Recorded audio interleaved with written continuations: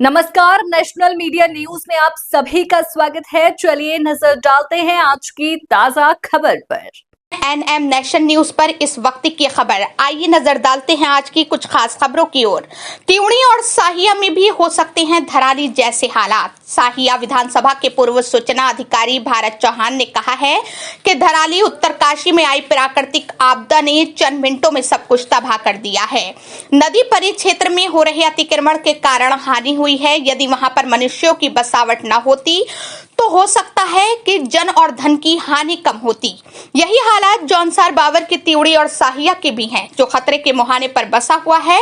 उन्होंने कहा है कि जौनसार बावर के त्यूड़ी और साहिया में प्राकृतिक आपदा ने समय समय पर यहाँ के जनमानस को अवगत कराया है और ये भी आभास कर दिया है कि यदि प्राकृतिक ने खतरनाक रूप धारण कर लिया तो इन दोनों ही स्थान पर धराली जैसे हालात भी हो सकते हैं।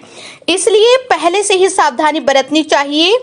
श्री चौहान ने कहा कि यदि त्यूणी की बात करें तो पूरा त्यूणी टोंस नदी के दाएं और बाएं बसा हुआ है। ठीक इसी प्रकार से साहिया भी अमलाऊ नदी के दोनों तरफ बसा हुआ है और वहां के हालात भी धराली जैसे ही हैं। प्रशासन को धराली से सीख लेते हुए त्यूणी और साहिया जैसे छोटे छोटे शहरों को अभी से सुव्यवस्थित बसाने की ओर प्रयास किया जाना चाहिए। बने रहिए हमारे साथ। इसी तरह की हर छोटी बड़ी खबर देखने के लिए हमारे एनएम नेशन न्यूज चैनल को सब्सक्राइब करें और बेल आइकन दबाना ना भूलें ताकि आपको डेली की अपडेट मिलती रहे।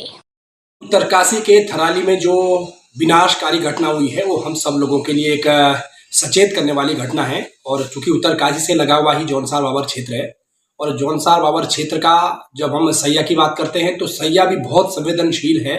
और जिस प्रकार की घटना ये धराली में हुई है, इस प्रकार की घटना की पूरी संभावना सैया और त्यूनी भी ऐसा क्षेत्र है जहाँ अनेक बार आपदाएं आई और इन आपदाओं का सामना इस क्षेत्र को करना पड़ा। सैया में भी आपदा का सामना करना पड़ा।